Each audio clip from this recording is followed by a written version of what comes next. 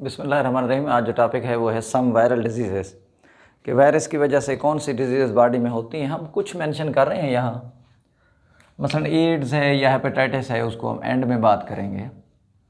अच्छा देखें, वायरस जो है ये डिफरेंट टाइप की डिजीज़ काज करते हैं। मसलन पहले हम बात करें अगर स्मॉल पॉक्स के हवाले से, तो स्मॉल पॉक्स डिजीज़ जो है ये काजिंग करने वाले जो वायरसेस हैं उनके अंदर जेनेटिक मटेरियल डीएनए होता है और ये इन्वेलप्ड हैं, यानी उनके बाहर इन्वेलप भी मौजूद होगा, इसलिए हम कहते हैं डीएनए इन्वेलप वायरसेस हैं। अब देखें इसकी अगर मैं सिम्टम्स के हवाले से बात करूं तो इसमें जो फ्लूइड फील्ड यानी पानी से भरे हुई फ्लूइड फील्ड वेजिकल एराइज्ड होते हैं, छोटे छोटे दाने निकलते हैं पानी से भरे हुए। और ये जो फ्लूइड फील्ड वेजिकल जो बॉडी पर एराइज होते हैं, निकलते हैं, ये बाद में कन्वर्ट हो जाते हैं जी पेस्ट्यूल्स में, यानी ये छाले बन जाते हैं, पेस्ट्यूल बन जाते हैं या पिंपल बन जाते हैं। और जो पेस्ट्यूल हैं ये बाद में कन्वर्ट होके पिटेड स्कार यानी छेद वाले सुराख वाले निशान बनाएंगे, ऐसे जैसे बॉडी पर ऐसे सुइयां चुभई हुई हों, सुराख लगे हों ऐसे। तो ऐसे पिटेड स्कार को लातीनी ज़बान में हम नाम देते हैं पॉक्स। तो ये पॉक्स हैं, क्योंकि ये छोटे छोटे पॉक्स हैं, पिटेड स्कार हैं, तो डिजीज़ का नाम पड़ गया स्मॉल पॉक्स। ये मैंने सिम्टम्स के हवाले से बात की। अगर मैं हिस्ट्री के हवाले से बात करूं तो ये डिज़ीज़ बहुत पुरानी है, एंशिएंट डिज़ीज़ है और 12th सेंचुरी BC यानी हज़रत ईसा अलैहिस्सलाम से भी 12 सदियाँ ये पहले डिज़ीज़ देखी गई थी चाइना के अंदर।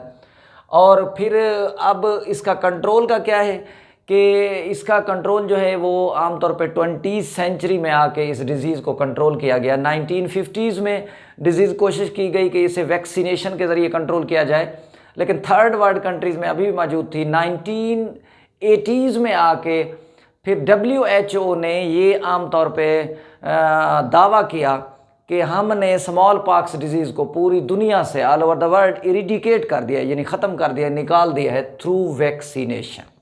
जी ये मैंने बात की स्मॉल पॉक्स। ये भी ज़हन में रखना कि स्मॉल पॉक्स वाले जो वायरसेस हैं ये लार्जेस्ट वायरसेस हैं, ये सबसे बड़े वायरसेस होते हैं साइज़ में।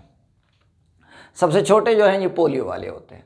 अच्छा, अब दूसरी डिजीज़ जिसकी बात करने वाले हैं वो है हर्पीस सिम्प्लेक्स। देखें हर्पीस सिम्प्लेक्स में हम देखेंगे कि इसका जो काजल ऑर्गेनिज्म वायरस है उसमें जेनेटिक मटेरियल कौन सा है। देखें डीएनए वायरसेस है कि यहाँ जेनेटिक मटेरियल डीएनए मौजूद होता है। अब फिर ये है कि इनकी सिम्टम्स क्या होती हैं जब ये बॉडी पर इन्फेक्शन काज करते हैं। तो सिम्टम्स में ये होता है कि वेजिकुलर लीजन्स प्रोड्यूस होते हैं, यानी लंबे लंबे धारियाँ निशान ज़ख़म बनते हैं इन एपिथेलियल लेयर यानी बाहर वाले लेयर पर ऑफ एक्टोडर्मल टिश्यू, यानी बॉडी के ऐसे टिश्यू जो बाहर मौजूद हैं जैसे स्किन है। तो एक्टोडर्मल टिश्यू यानी स्किन पर, उसकी स्किन की बाहर वाले लेयर यानी एपिथेलियल पर वेजिकुलर लीजन यानी निशान ज़ख़म धब्बे बनते हैं। और ये डिज़ीज़ अमूमन जो है ख़ास तौर पर माउथ पर देखी गई है, मुंह पर ये रेड कलर के निशान ज़ख़म बनेंगे, स्पेशली लिप्स पर and other area of the skin. जी ये मैंने बात की हर्पीस सिम्प्लेक्स। अगर मैं इन्फ्लुएंजा के हवाले से बात करूं तो इन्फ्लुएंजा वाले वायरसेस जो है इनके अंदर जेनेटिक मटेरियल RNA होता है। तो इन्फ्लुएंजा वाले वायरसेस जो हैं ये RNA इन्वेलप्ड वायरसेस हैं, यानी इनके बाहर इन्वेलप भी होता है और जेनेटिक मटेरियल RNA है। और ये वाइड स्प्रेड डिज़ीज़ है, पूरी दुनिया में इसका वायरस मौजूद है और ये डिज़ीज़ बड़ी एपिडेमिक फार्म में है, वबाई है, यानी एक शख्स से दूसरे शख्स को आसानी के साथ फैलती है। जी इसके साथ नेक्स्ट जो डिज़ीज़ में बात करने वाला हूँ वो दो इकट्ठे बात करेंगे, मम्प्स एंड मीज़ल्स। कानपेड़े, ये टॉन्सल्स की स्वेलिंग हो जाती है, उसे कानपेड़े कहते हैं, मम्प्स। मीज़ल्स यानी खसरा। अब इन दोनों डिज़ीज़ का जो काजल ऑर्गेनिज्म है उसका ताल्लुक जिस ग्रुप से है उसे कहते हैं पैरामिक्सो वायरसेस। तो ये पैरामिक्सो वायरसेस जो हैं ये डिज़ीज़ काज करते हैं, ये दोनों मम्प्स और मीज़ल्स। अब वो कहता है कि पैरामिक्सो वायरसेस जो हैं ये क्या हैं, ये लार्ज वायरसेस हैं, इनके जेनेटिक मटेरियल RNA होता है और बाहर इन्वेलप मौजूद होगा इन दोनों का, यानी पैरामिक्सो वायरसेस क्या RNA जीनोम है और इन्वेलप्ड वायरसेस हैं। अब देखें मम्प्स के हवाले से अगर बात करें तो मम्प्स क्या है, ये हाईली कंटेजियस डिजीज़ है, बहुत ज़्यादा वबाई है, एक शख्स से दूसरे शख्स तक आसानी के साथ फैल जाती है। तो जिनको मम्प्स हो जाते हैं फिर उनकी सेपरेशन रखी जाती है। कोरोना डिजीज़ की तरह। जी, मम जो है ये हाईली कंटेजियस है, ये वाइड स्प्रेड है, पूरी दुनिया में मौजूद है, पूरी दुनिया में फैली हुई है। लेकिन ये बात ध्यान में रखना कि बट सेल्डम फैटल, ये ज़्यादा मोहलिक नहीं है। ये नहीं है कि मम्स निकलेंगे इससे मौत हो जाती है, ऐसा नहीं है। हाँ, कुछ दिन रहेगी, 2-3 दिन ऐसे रहेंगी स्वेलिंग, उसके बाद खुद ही बंदा ठीक हो जाता है। और ये भी ध्यान में रखना कि हर शख्स को नहीं होती। अबाउट 60% जो एडल्ट्स हैं वो डिज़ीज़ इसके ख़िलाफ़ जी पहले ही इम्यूनिटी रखते हैं, यानी 40% लोगों को ये होगी डिज़ीज़ अगर होगी तो। मीज़ल्स की जब बात करें तो ये आमतौर पे कॉमनेस्ट डिज़ीज़ है, चाइल्डहुड में भी और एडल्ट में भी, यानी ये छोटे बच्चों को भी हो सकती है, बड़ों को भी हो सकती है। ये उन दोनों में आम डिज़ीज़ है ये मीज़ल्स। और ये मीज़ल जो है ये डिज़ीज़ जो है खुद विक्टिम्स के अंदर, मरीज़ के अंदर इम्यूनिटी डेवलप करती है। इसका मतलब है कि मीज़ल जब जिसको होंगे तो ज़िंदगी में एक दफ़ा हुए होंगे, क्योंकि अगली दफ़ा बॉडी ने उस वक्त प्रोड्यूस कर लेने हैं जी एंटीबॉडीज़, और फिर एंटीबॉडीज़ थ्रू आउट लाइफ रहेंगे। क्योंकि ये दोनों डिजीज़ फैटल नहीं है, मोहलिक नहीं है, इसलिए बॉडी जो है इनके ख़िलाफ़ खुद इम्यूनिटी प्रोड्यूस कर लेती है और डिजीज़ ख़त्म हो जाती हैं।